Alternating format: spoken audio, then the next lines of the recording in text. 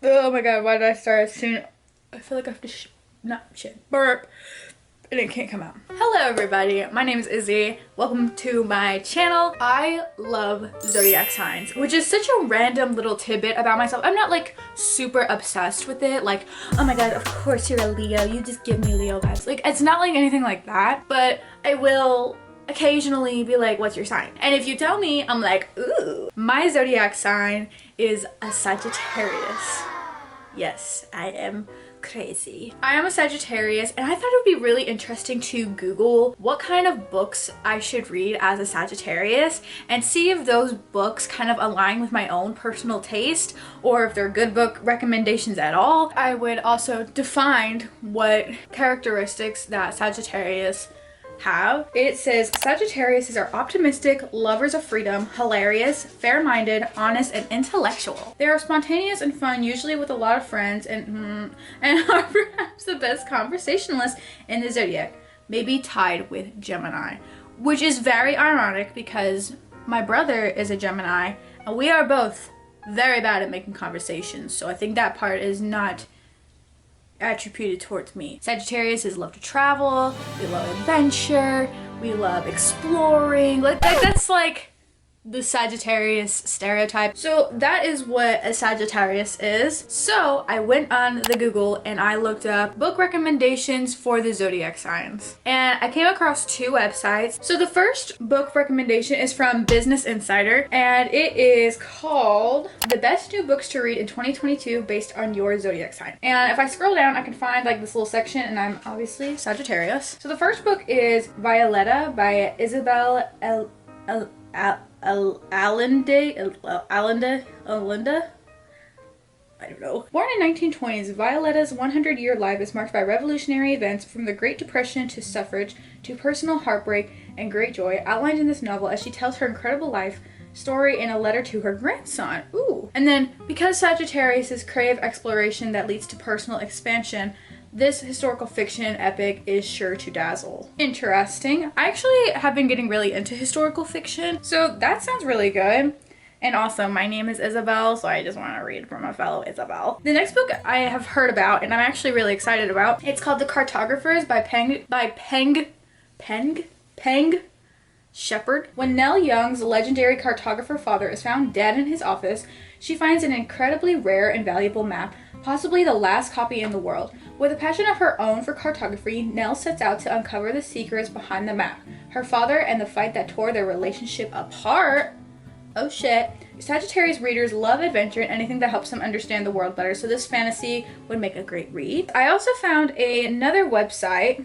I don't know what website this is. I just screenshotted this, so take my word for it, I found it. So for my book that it recommended was Gone Girl by Gillian. Sagittarius is unique in how they express themselves in their personalities. Oftentimes viewed as highly excitable, interesting, and charismatic, a Sagittarius almost always has an air of mystery that follows them.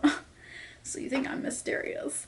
Their passionate and explorative nature makes them likable by almost all other signs, as they are quite easy to get along with and are typically extroverted. A book that comes to mind when thinking of the fire sign Sagittarius is Gone Girl by Gillian Flynn. Nick and Amy Dunes seemingly has the perfect life. Happily married and celebrating their 5th wedding anniversary, nothing seems out of the ordinary. That is until Amy goes missing and her husband Nick is being blamed. A fast-paced and mysterious thriller that will have you guessing who to trust with every turn of the page. Wow, apparently I got secrets. So those are the books that I can read for this challenge. So I'm gonna read Gone Girl first, and we will see if the zodiac recommendations actually align with my personal taste. Let's get started.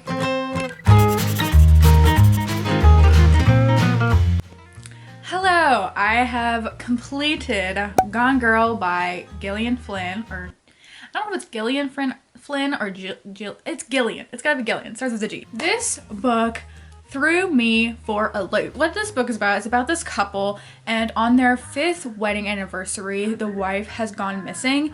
So her husband is trying to find her, trying to figure out what happened. And it's told in two perspectives. It's told in Nick's perspective, the husband, and it's also told in the perspective of Amy and her diaries. And there's 3 parts to this book. Let me just say, this whole part, I love a good like mystery, and I love like missing people, murder mystery, like that kind of stuff. This book was so up my alley. Like I was so excited. And also I've heard just a lot of things about this book before. Let me just say I enjoyed this, but I definitely think that this was a little too long. Like I said, there's 3 parts of this book. The first 2 parts, perfect. Like they were so good. The last part, underwhelming at best. I think honestly I was just expecting something different, or I was expecting something a little bit more, and that's not what I got at all. I don't know, maybe I wanted something more crazy to happen besides what actually did happen. So in my opinion, it was a great thriller and it was a great mystery, but the last part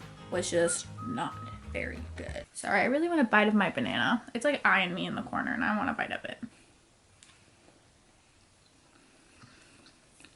Good banana. It was still a good book. To me, the ending just fell flat, and so that's why I'm giving it 4 stars. I did enjoy it. It was good, but just not the ending I wanted. I have finished my first book, and the next book I think I'm gonna read is Violetta by Isabel Allende. Let's go see my thoughts. Hello. I have finished Violetta by Isabel Allende. This is a historical fiction about this lady named Violetta. It tells about her 100 years of life from when she was born all the way up until she passes away. She's recounting her life in these letters to her grandson. She is telling her life to her grandson, and you are just along for the ride. You are reading the letters as well. What I think this book did really good on, exploring a lot of obviously the historical parts of what had happened during her lifetime, because she was born in the 1920s, all the way from 1920s to 2020. Like that's a lot of history to go through in that span, and I feel like it did a good job showing everything that happens. I felt like it was good, but it was like missing something. I'm not sure what that missing something was, because I've like started thinking about it. I was like, this is a good book, but like it's not giving exactly what I want. And we also don't really know why she's writing these letters to her grandson,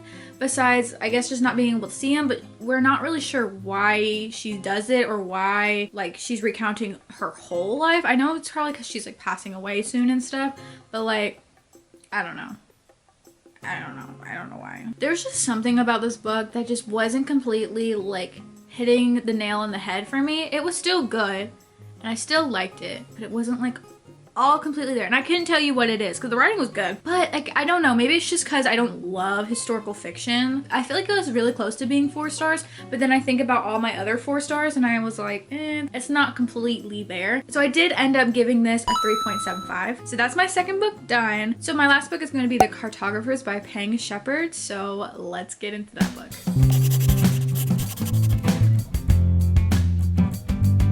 Okay, I haven't really like updated anything for this video. I low-key forgot to update while I was reading, but I'm on the last book currently. I didn't really know what this book was about. I knew it was like a mystery and it was gonna be like adventurous and cause whatever. So far, I am enjoying this. I've never heard about this book before, so I decided to look at some reviews on Goodreads, and it seems like a lot of people either enjoyed it, like they liked it, or they were really disappointed and that the ending didn't make any sense. I'm 50% through and honestly, I'm enjoying it. I've gotten to the part where it's like this twist has happened and you kind of find out a little bit more about the map. Like right now, if I like had a standing, like this is giving 4-star vibes, but I'm kind of reserved on that 4 stars. Like that could definitely go down because I've seen all these reviews and like a lot of people said that they did not like the ending. And so we'll continue reading it and I will update you when I finish the book. I finished The Cartographers by Peng Shepherd. I finished this last night at like 2 a.m. So The Cartographers is about this girl named Nell who is a cartographer. And if you don't know what that is, that's just somebody who like draws maps. And so one day she gets a call from like her father's like best friend, and it's like, hey, you need to come down to the library. Something urgent has happened. And so she goes down and she sees that her father has passed away at his desk. And she's like, what the? He died. At least he died doing what he loved instead of loving me. But it's like, whatever. Like the police starts to suspect that there is some foul play. Nell is kind of like looking around the room being like, maybe I just need to check things out just to see what he had done. Maybe he was murdered. So he goes into his desk and then she knows that there's a secret drawer. So she clicks it and then she finds a map. This is the map that had ruined her career at the New York library, and she's like, why is this map here? Why does her father own this? Because he basically fired me over this. It's just like the concept of this is so freaking fun. It's so fun. It's so fun. But the execution was not that good. Let me just say, I don't love this book, but I went feral for it. This book is so not what I expected. I knew that this book was gonna be a mystery, but I did not know that it was gonna have some like magical realism aspects to it, which surprisingly shocked me. Like I don't know why I didn't catch on to it, but I really enjoyed it. I was like, whoa. I will say, there are bad things about this book. This was not a 5-star read. But it was like so fun to read, and it was like, I just guess I was in like a silly goofy mood and I like just enjoyed the ride, even though like critically thinking about this book is god awful. Like it is not good. There was a lot of plot holes and plot developments that weren't fully discovered, and a lot of the characters like reasonings behind everything didn't make sense. There was a lot of like questions to this book that were noticeably not answered. The characters in this book are not very well thought out. Besides Nell being a cartographer, that's her only personality trait, and that she's stubborn. And then like all the other people that we meet, it's like a found family, found friends kind of trope. The people that we meet from that also really don't have any personality besides maybe like 2 or 3 people. It's also not like shown this personality. It was just told that they have this personality. This book, if you really think about it, honestly, it makes no sense, and it is not a good book. But if you turn off all the critical thinking and you just want a good fun read, I enjoyed this. Like I enjoyed the setting of this. I like how it was in New York and like the library aspect. There are good things about it that I enjoy, but as a whole, is this book good? No, it's not good. I gave this book 3 stars. Could it be like 2? But like I didn't dislike it, but this is like fun. It's like a fun bad, you know? So we are gonna kind of to collectively wrap up this video. Did my zodiac sign find books for me that I personally loved? No, it didn't. But I did enjoy these books. Like none of these books that I read, I absolutely hated. They just weren't 5-star reads for me. Gone Girl was very close to being a 5 stars until the ending. Violetta was just very interesting to read about. I don't even read historical fiction very often, but I just think her life was very interesting. And then in this last book, The Cartographers, I just liked the plot and the setting. Like I didn't really care about the characters, but I still enjoyed it. I don't know what that says about me. I guess my zodiac sign does recommend me good books, or not good books, but enjoyable books. I enjoyed these books. Let's just say that. My favorite book was Gone Girl, definitely. And the 2 other books from the Business Insider website, they were good, but they weren't like amazing books or books that I'll probably think about a lot. They're just good, enjoyable reads to give me escapism. And I guess that's all Sagittariuses really want, is escapism, because they like to adventure. Okay, well, that's it. I'm gonna be leaving the Business Insider website down in the description so you can check out what your zodiac sign would have picked out for you. I love you guys so much. Thank you so much for watching, and I will see you in my next video.